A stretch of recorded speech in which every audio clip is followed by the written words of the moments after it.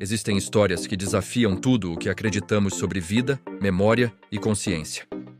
Uma delas começou com um garotinho de apenas 2 anos, chamado James Leininger, e rapidamente se tornou um dos casos mais impressionantes de possível reencarnação já registrados. Tudo começou de uma forma simples, quase inocente, e depois se transformou em algo que ninguém sabia explicar. James era um menino comum, alegre, saudável. Mas, perto de completar 2 anos, seus pais, Bruce e Andrea, começaram a notar algo muito estranho. O garoto passou a ter pesadelos terríveis, que se repetiam todas as noites. Ele acordava gritando, suando frio, lutando para respirar. E no meio do pânico, ele dizia coisas que nunca deveriam sair da boca de uma criança tão pequena. Frases como, "O avião está pegando fogo!" ou "O homem não consegue sair." No início, os pais tentavam acalmá-lo, pensando que eram apenas sonhos ruins, frutos da imaginação fértil de uma criança. Mas as crises só pioravam. Os pesadelos se tornaram mais intensos, mais frequentes. Até que um dia, durante uma dessas crises, James disse algo que chocou profundamente os dois. "Esse avião caiu, eu estava dentro." A partir daquele momento, o comportamento do menino começou a mudar de forma drástica. Ele passou a falar sobre aviões com uma paixão e um conhecimento que eram simplesmente impossíveis para a sua idade. E não eram aviões de brinquedo ou desenhos animados. Eram modelos de guerra, com detalhes técnicos, peças e armas específicas. James, com apenas 2 anos e meio, sabia explicar como funcionavam os caças da Segunda Guerra Mundial, como as hélices se moviam, onde ficava o tanque de combustível e até os nomes de tipos de porta-aviões. Nenhum adulto tinha ensinado isso a ele. Na casa dos Leininger não havia livros, filmes ou qualquer material sobre aeronaves de guerra. A família não tinha histórico militar. Era um conhecimento que, simplesmente, não tinha como existir ali. Um dia, enquanto brincava com um avião de brinquedo que sua mãe lhe deu, o menino olhou para uma peça embaixo da asa e corrigiu ela. Ele disse, "Isso aqui não é uma bomba, é um tanque de queda." A mãe, surpresa com o termo técnico, foi pesquisar na internet e descobriu que o termo tanque de queda era real e se referia a um tanque de combustível extra usado por caças em missões longas. Como um bebê poderia saber disso? A cada dia que passava, o mistério só aumentava. As lembranças começaram a ficar cada vez mais claras, mais vívidas. James começou a desenhar, e seus desenhos eram sempre os mesmos. Aviões caindo, em chamas. Ele desenhava o fogo saindo da fuselagem e um piloto preso lá dentro, incapaz de escapar. A cena era sempre a mesma, detalhada e angustiante. E então, um dia, apontando para o desenho, ele disse, "Fui eu. Eu era o piloto." A partir daí, os detalhes começaram a jorrar. Ele disse que seu avião era um Corsair, contou que decolava de uma base chamada Natoma e mencionou que seu melhor amigo se chamava Jack Larsen. Disse também que sua missão era enfrentar os japoneses no Oceano Pacífico. Para os pais era um choque.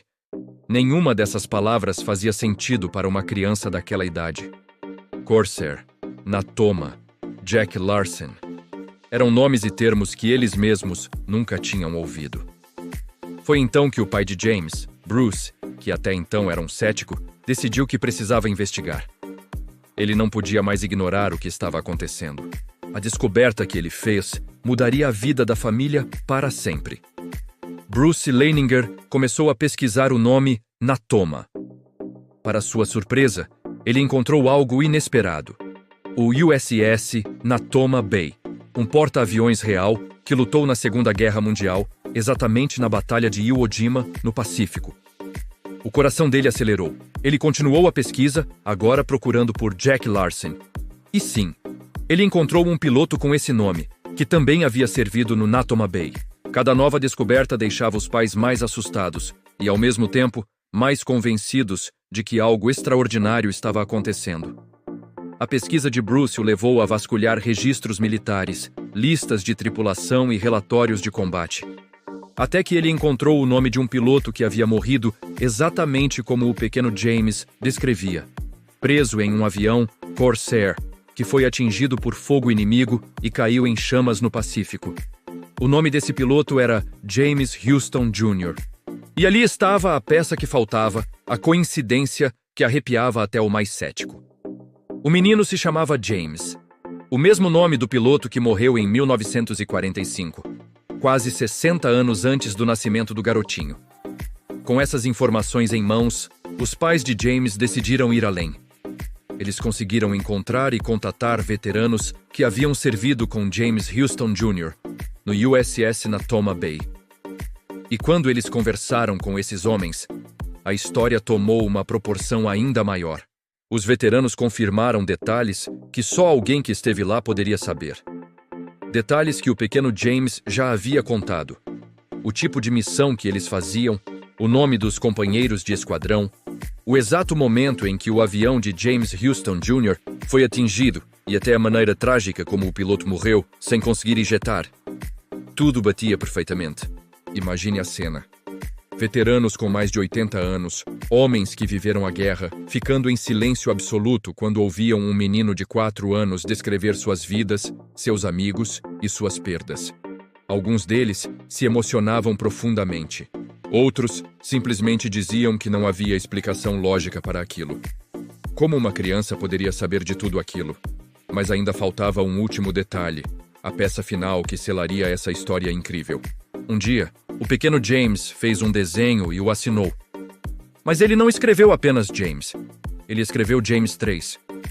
Curiosos, os pais perguntaram: "Filho, por que James 3?"